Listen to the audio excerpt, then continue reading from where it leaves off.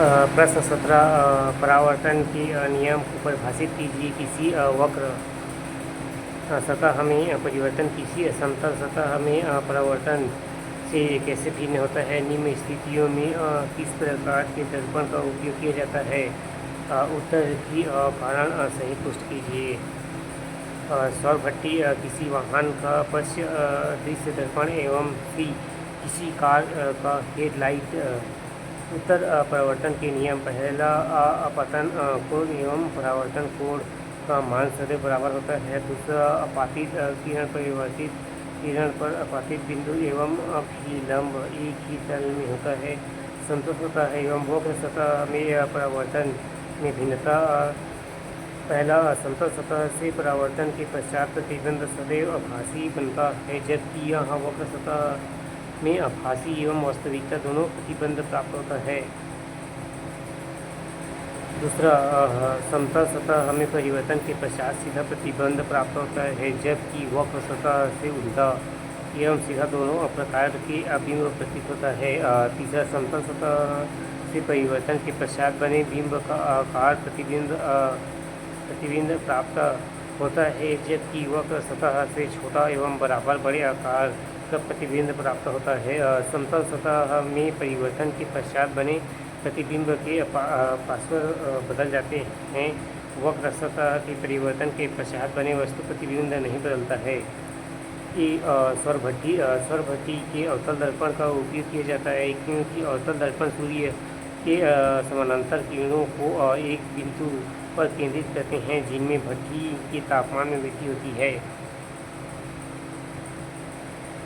किसी वाहन का पार्श्व दृश्य उत्तल दर्पण का उपयोग किया जाता है, क्योंकि उत्तल दर्पण में प्रतिबिंब सदैव सीधा एवं छोटा सी वस्तु बनता है, जिससे विद्युत क्षेत्र में प्रतिबंध वाहन चालक को प्राप्त होता है।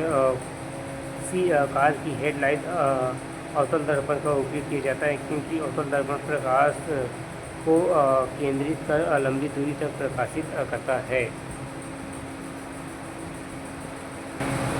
अथवा हेलोजन तत्वों को निम्न के संदर्भ में समझाइए। ए, आवर्त श्रेणी के स्थान में बी तत्वों की भौतिक अवस्था में, सी इलेक्ट्रॉन लंबी एंथैल्पी, डी विद्युत ऋणात्मकता, ई अंतर हेलोजन यौगिक का निर्माण। उत्तर ए अवतल सारणी के स्थान एवं फ्लोरीन ब्रोमीन आयोडीन एवं यूरेस्टीन के सम्मिलित रूप को हेलोजन कहा जाता है। हेलोजन तत्वों को आवर्त सारणी में पी ब्लॉक में वर्ग 17 में आवर्त 6 में स्थित है। बी तत्वों की भौतिक अवस्था सामान्य ताप पर हेलोजन तत्व ठोस, द्रव एवं गैस तीनों आवश्यक में पाए जाते हैं। ठोस आयोडन यूरेस्टीन, द्रव्य ब्रोमीन, गैस फ्लोरीन एवं क्लोरीन। सी, इलेक्ट्रॉन संबंधित एंथोपोलरी इलेक्ट्रॉन लंबी एंथोपोलरी ऊर्जा की वह मात्रा है जो किसी इलेक्ट्रॉन को उदासीन गैस से परमाणु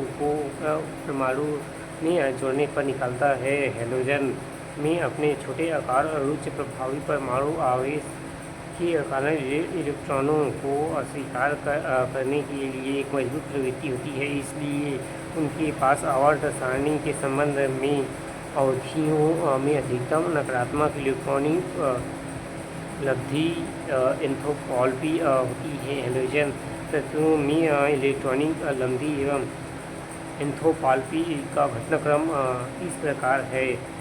C1 FBrI, बी विद्युत ऋणात्मक, यहाँ संयोजक बंध के इलेक्ट्रॉन को अपनी ओर आकर्षित करने की क्षमता को विद्युत ऋणात्मकता कहते हैं। हेलोजन तत्व सर्वाधिक विद्युत ऋणी तत्व है। फ्लोरीन की विद्युत ऋणात्मकता आवर्त सारणी में सर्वाधिक है। हेलोजन तत्व की विद्युत ऋणात्मक का घटक्रम इस प्रकार है।